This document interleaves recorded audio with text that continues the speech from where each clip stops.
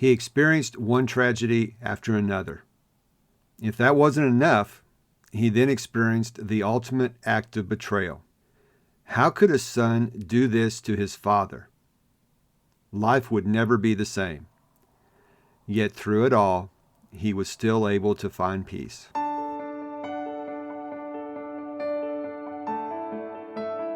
Did you finally realize your dream of having a family, only to have your happily ever after turn into a nightmare? Do you find yourself up late at night wondering why nothing you try as a parent is working? Are you searching for adoption resources and a support team but can't find any? Hi neighbor, welcome to Anchors of Encouragement. I'm Tim Maudlin, husband, adoptive parent, Bible class teacher, and the persistent encourager. I too felt the joy of having a family of my own, and I wished we could be like other adoptive families. I knew we were doing our best, but nothing seemed to work. And I kept asking myself, why is this happening to us? In Anchors of Encouragement, my mission is to throw adoptive parents a lifeline and be your anchor, to offer biblical mindset support and to provide stability when life gets unstable. If you're ready for real and raw talk that leads to peace beyond comprehension, so you not only survive but thrive in life's storms, this podcast is for you. Hope and healing are on the way.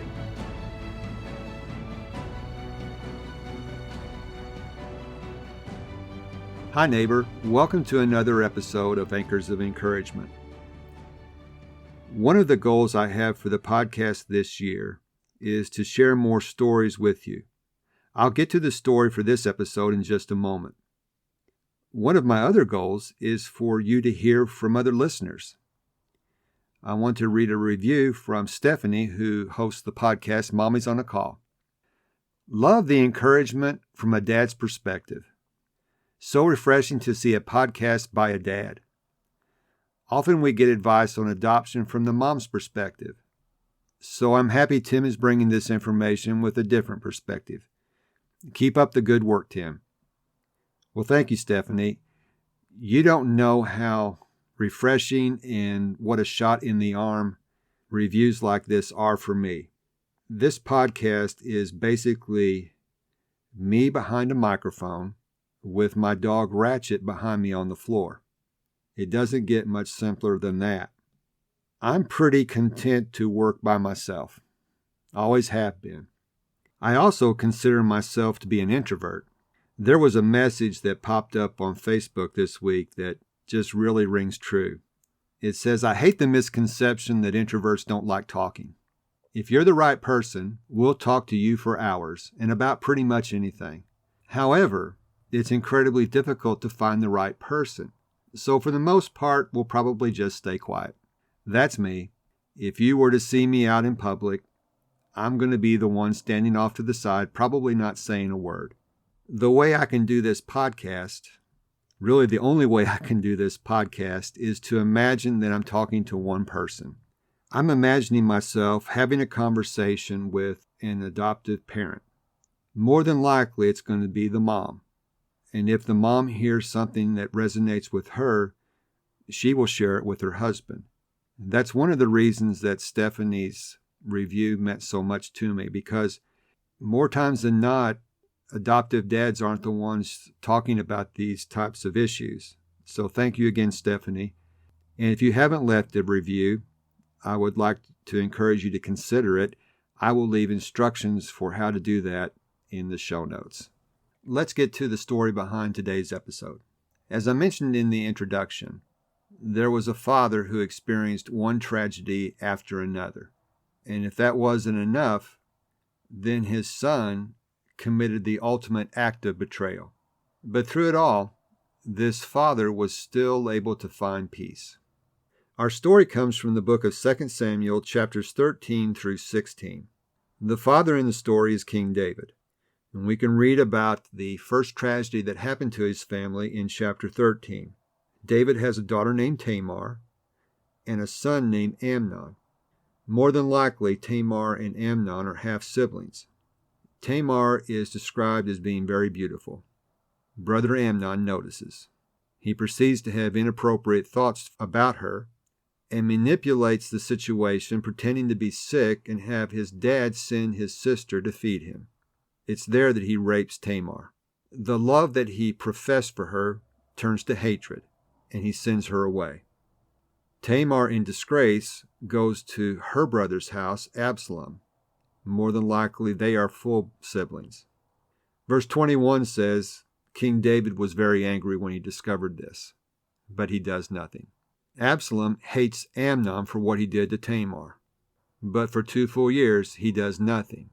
Well, I should take that back. For 2 years, he is plotting how he's going to get revenge for his sister. So after 2 years, he arranges through the approval of his dad to have Amnon come to where he was shearing his sheep. Absalom instructs the men loyal to him to kill his brother Amnon, and they do. David is devastated. He's now lost a son by the hands of one of his other sons. Not surprisingly, Absalom runs away, but he has a place to go. For the next 3 years, he takes refuge at his grandfather's, the king of Geshur. David has mourned his son Amnon, and now he would like to see Absalom again. In chapter 14 of 2 Samuel, the reunion finally takes place. At first, Absalom is allowed to come home, but not to see the king. That lasts for 2 years. Then Absalom manipulates that situation, and finally, the son and the father are reunited. In chapter 15, we see what Absalom is really up to. He intends to orchestrate a coup and overthrow his father. He's very patient, just like he was in the murder of his brother Amnon. He begins by stealing the hearts of the people, verse 6. Then after 4 years, he sends spies throughout the land and basically organizes his own coronation. There are still people loyal to David. Once they get wind of the conspiracy, they tell David what's happening. David realizes he's no match for Absalom and the people who are now loyal to him. David is probably in his late 50s, early 60s. Absalom is probably in his late 20s. David realizes for his own personal safety and the safety of those who are loyal to him, he's going to have to leave Jerusalem. In chapter 15, verse 23, it describes the scene. And all the country wept with a loud voice, and all the people crossed over.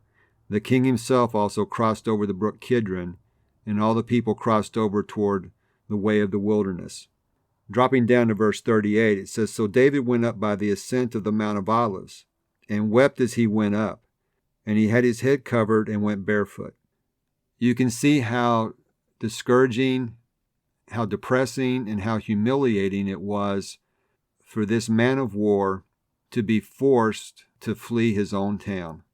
If that wasn't enough, there are also other individuals, people who have long held grudges against David, and now who are more than happy to pile on with the discouragement David is feeling. One of those is a man that David has taken care of for years, the son of his friend Jonathan, Mephibosheth. Mephibosheth decides to stay around in Jerusalem, thinking he is now going to become king. Another man, Shimei. Shimei watches the procession as they're leaving Jerusalem.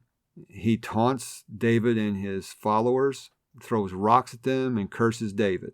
This has to be one of the lowest lows of David's life. It was at this point that David wrote the 3rd Psalm. I would like to read that for you now. As you listen, please think about what David has gone through so far. In this psalm, he shares with us how he felt. The inscription says, a psalm of David when he fled from Absalom his son. Lord, how have they increased to trouble me? Many are they who rise up against me. Many are they who say of me, there is no help for him in God. But you, O Lord, are a shield for me, my glory and the one who lifts up my head. I cried to the Lord with my voice, and he heard me from his holy hill. I lay down and slept. I awoke, for the Lord sustained me. I will not be afraid of 10,000s of people who have set themselves against me all around. Arise, O Lord, save me, O my God, for you have struck all my enemies on the cheekbone. You have broken the teeth of the ungodly. Salvation belongs to the Lord. Your blessing is upon your people. That's amazing to hear how David was processing the emotions he was going through this ultimate act of betrayal by his son. We have a man of war now being hunted by his son, and David is able to process these emotions, and as verse 5 indicates, I laid down and slept. We understand from the reading in 2 Samuel that he leaves Jerusalem weeping. His head is covered. His head is down. He's barefoot. But then we see in verse 3, it's God who lifts up his head. He realizes that God is a shield around him. One of the supporting texts for this podcast is found in the book of Philippians chapter 4, verses 6 and 7. Do not be anxious about anything, but in everything by prayer and pleading with thanksgiving, let your requests be made known to God. And the peace of God, which surpasses all comprehension, will guard your hearts and minds in Christ Jesus.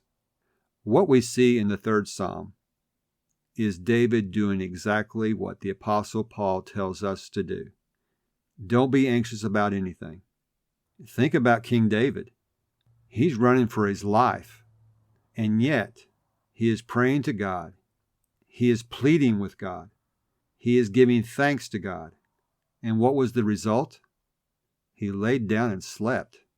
The peace of God, which surpasses all comprehension, was guarding his heart and mind. Taking this story and the psalm that goes with it, for a few minutes now, I would like to make some applications for our lives. I've shared with you the time my son spent in residential treatment. Whenever we were allowed to see him, we would visit on what was called Parent Day. Before any of the parents got to see their kids, we would participate in training. Some of the counselors would instruct us on ways best to deal with some of these challenges we were facing. We not only received instruction, but we were allowed to share our stories. Some of these stories that we heard remind me of what David went through. There were parents who had been betrayed. There were parents who were fearful for their safety. These stories were gut-wrenching. We understood on different levels what these other parents were going through. Now, as I find myself behind this microphone, sharing my story and trying to understand how best to support you, I take comfort in the story of David in the third Psalm. There's a quote I want to read to you from a pamphlet I have about the Psalms.